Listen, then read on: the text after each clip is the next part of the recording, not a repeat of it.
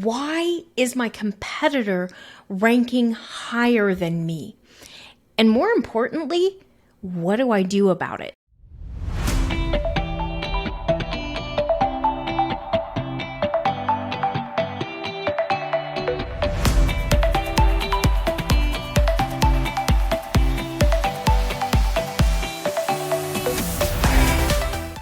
So let's dig right in. There are a couple of different reasons that your competitor might be ranking higher than you in Google search results.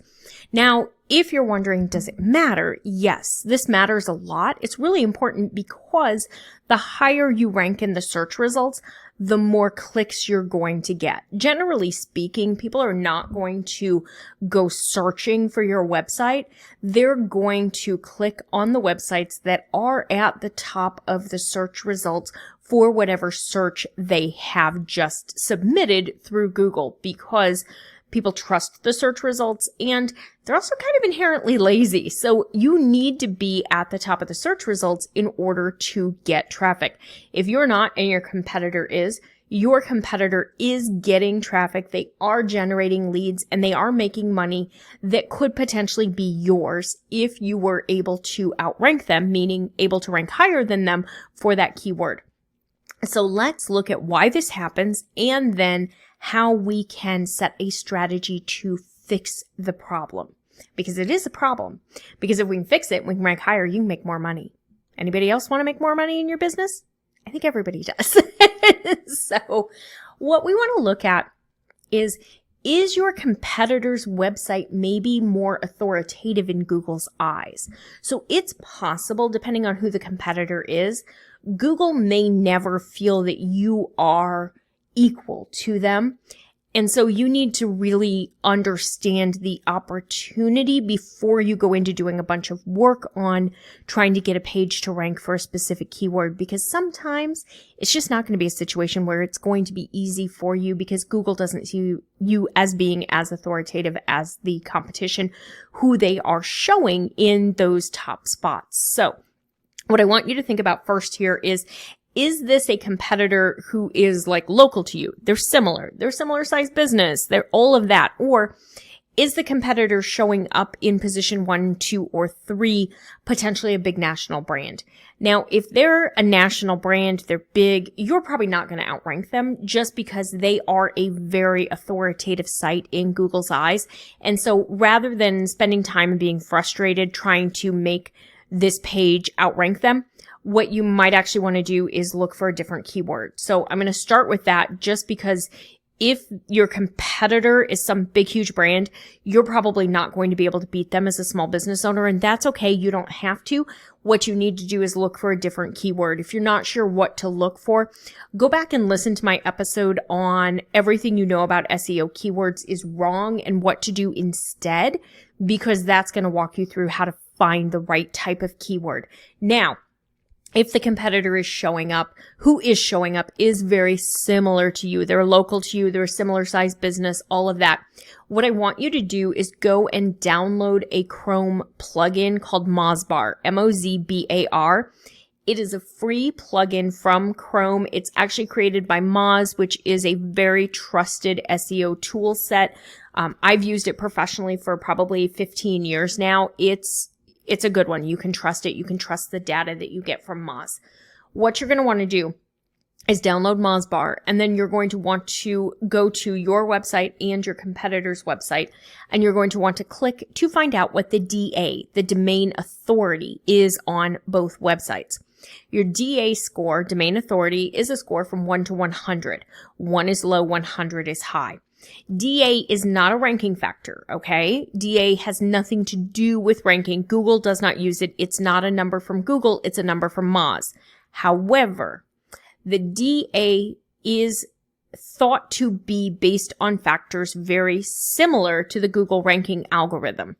Now, we don't know exactly what goes into the ranking algorithm. It's like the Big Mac sauce or the Colonel's 13 spices. It's their trade secret. They're not going to tell us exactly what it is, but it does rely heavily on the content on your site, the way people engage with your site, the keywords that you go after, the competitiveness of your site, etc.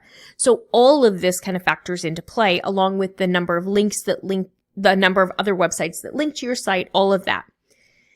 So if your domain authority is like 3 and their domain authority is 20, that's why they're ranking higher than you. But if your domain authority is 13 and theirs is 14, it's not as likely the only reason that they're ranking higher. So what you want to look at is how close is your website to theirs? How close is your domain authority? If you're 15 and they're 10 and they're outranking you, domain authority is not the reason that they're outranking you. It's something else. Okay, so that's the first thing you look at is just what's my domain authority? What's their domain authority? How similar are we? So if you're in a position where you're just a few points apart from a domain authority standpoint, you're probably fine. That's probably not the issue. If yours is higher than theirs, it's definitely not the issue. Domain authority is an indication of how likely a website is to rank. Generally speaking, the higher the domain authority, the more likely that site is to rank high for a given keyword. Okay, so usually we would expect that the website with the higher domain authority would be the one ranking in position number 1 for that keyword. However, it's not always that way, but it's generally that way. So if they're not more competitive in Google's eyes, then that's not the issue. So we need to look and see what else is going on. Now, if the domain authority for your competitor is similar to yours, but you have a lot less links, maybe their domain authority is higher than yours, and you have a lot less links, and you can find this on Mozbar as well. If you look up at the top of Mozbar, it's going to show you both the domain authority and the number of links. It's possible that you need to earn more links to your website, and link building or link earning is a challenging process. The main caveat I'm going to give you here is don't ever buy links. You're going to get emails on a regular basis from people offering to sell you links. They have this great deal, this, high DA website. Don't do it. Google does not want you to buy links. You will get yourself in trouble. Don't do it. You have to earn links. The best way to earn links is by creating really great, super helpful content that people find value in and want to link to. And we'll talk a little more about your content in a minute. So if it's not the domain authority and it's not the links, because your links are going to be part of your domain authority, okay? If it's not the domain authority, then is it your content? So what I want you to do is go and look at the page that's ranking for the competitor for the keyword that you want to rank for, and your page for the same keyword. And I want you to look at them very honestly. Does your page answer the question as well as the competitors? Does theirs include information that yours doesn't? Does theirs go further in depth? Is it longer? Are there more examples? Google wants your website to really provide value to a customer if they're going to rank you high at the top of the search engine results. Now, I want you to read the blog post that goes along with this because it goes into EEAT and helpful content algorithm update and a few things that I'm not going to go into here on the podcast that are very important for you to understand. EEAT is experience, expertise, authority, and trust. These are factors that Google is looking for in your content to help it understand what quality content that you have. And then the helpful content algorithm update came out in fall of 22, and it literally is just looking to make sure that the content that it's ranking high is helpful. So read the blog post that accompanies this to learn a little bit more about both of those. And then next week, I'm going to have a podcast episode all about how to get website traffic, and that's going to go into it even further. So make sure you're looking for those things. What I want you to know is just make sure that your content is really great, really helpful, provides value, includes anecdotes or stories where applicable, background information, helps people really know that this is a site that can be trusted for this type query. Now, the other thing that could be causing it, your optimization, your SEO. Have you done SEO on your content? If you have not, and your competitor has, that's going to be a big part of why your competitor is outranking you. So you need to make sure that you're doing SEO on your website. So if you have not done your title tags and your meta descriptions, you've not done your image alt text, you've not updated and optimized your image file names, you haven't used your keyword in your header tags, you haven't used it in your copy, or you put it one place in your copy, but you didn't do anything else, you're not optimized. So if you're not sure what to do from an optimization standpoint, that's okay. Don't worry about it. Go to the freebies tab on my website, download the SEO content quick start guide, and then take my free class. It's going to walk you through exactly what you need to do so that you can start getting more traffic from Google. If the SEO piece is the problem, you need to do the optimization on that page, and then that should help you rank higher, because Google's not going to rank you. If you haven't done the optimization and somebody else has, they're more likely to rank the person who's done the optimization. So now we've looked at what's potentially causing the issue. Is it the domain authority of the website? Is it that you've chosen a keyword that's too competitive for your business to rank for? Is it the content, or is it the optimization of the content? So I want you to, look at it, note down which of those 4 items is perceived to be the problem. From here, you're going to craft a strategy to resolve whatever issue it is. If the issue is that the competition is too big and you're probably never going to rank for this keyword, I want you to look for a different keyword that is related that you could potentially use instead, because this one's not going to work, and that's okay. You don't have to rank for the keyword with the most search volume, because realistically, most times the keywords with the super high search volume, like the word shoes, they're not really great conversion keywords anyway, because the person searching for shoes doesn't really know what they're looking for. They're searching for shoes for their dog, for themselves, for their kid, for their spouse, for a friend, for a wedding, for sports. There's no idea. But as they get further down the sales funnel and they get more specific in their search, and they're now looking for women's running shoes, or women's Asics Gel Kayano running shoes, or kids size 3 Converse high tops, that's a consumer who knows what they're looking for. There's going to be a whole lot less search volume. Sometimes there's a lot less competition as well. And you're going to have a better chance of making money because that consumer knows what they're looking for. And if you can show them what they're looking for in the search results, if you can rank high for that, you're able to sell more products, book more services, etc., than if you were trying to rank for the word shoes, which, the word shoes is probably, usually it's Zappos, Finish Line, Amazon, like those are the type of sites that are ranking for shoes. You're not going to rank for it anyway, and that's okay. You don't need that word. So just look for a different keyword. Update your optimization, go through the process, do the other pieces that are missing.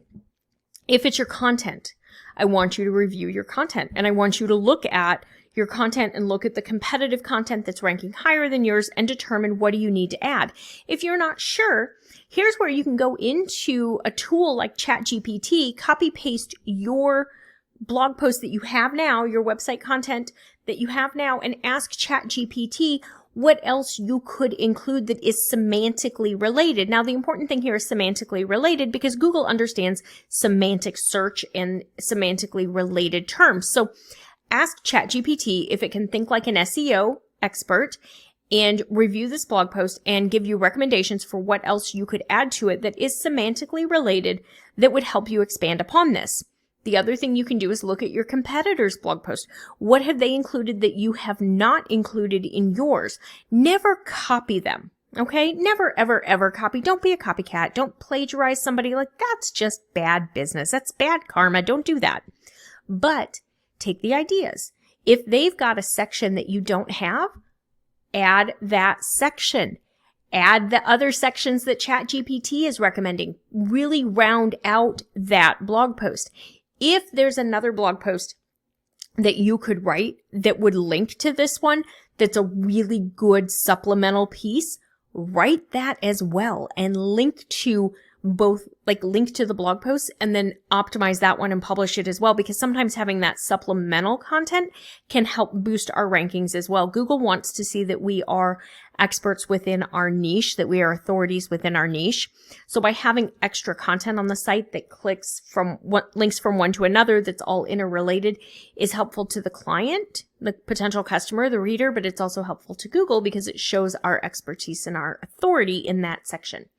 Okay, so that's if our content is the issue.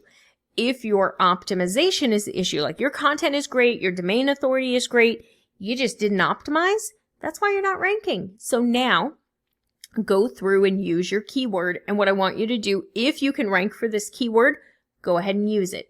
I want you to incorporate it in your title tag and your meta description. I want you to rename your image file name using your keyword. I want you to put the dash, the one that looks like a minus sign, put that in between the words because Google reads those as a space. Now, a little bonus point here. If you can also include your business name, so keyword dash business name .jpg. This is going to let you have more of the search engine real estate because Google will show those images when somebody searches your business name. So it just shows additional real estate. It's another way of getting somebody to find your business and come back to your website. So if it's your SEO that's the issue, you're going to update your SEO. Grab my SEO Quick Start Guide, SEO Content Quick Start Guide right now. It's going to walk you through all of this. You can either DM me the word SEO on Instagram, or you can go to the freebies page on my website, etchedmarketing.com/freebies, and you can see the link there. Make sure you get that because that's going to break down exactly how you do this. It's also going to have a SEO checklist on the final page that walks you through the requirements for your optimization of your page or post. While you're there, go ahead and sign up for one of the free classes. That is what it is here for, my friend. It is how you're going to learn more to get better rankings, to get more traffic, to make more sales. I am here to help you learn. That's the whole point of this. All right. I hope you found this episode very helpful. If your competitor is ranking higher than you are for a specific keyword, then I want you to do a little bit of sleuthing. I want you to look at your domain authority versus their domain authority. I want you to look at who's ranking for that keyword. Is it even the right keyword for you? I want you to look at their content versus your content. And finally, their optimization versus your optimization or lack thereof. Once you figure out what the issue is and you make the adjustments, you should, fingers crossed, be able to outrank them, meaning you should be able to start getting more traffic, more leads, and making more money. All right. Thanks so much. Be sure and join me back here next week where we're going to talk more about how you get all sorts of website traffic. Thanks so much. Bye for now.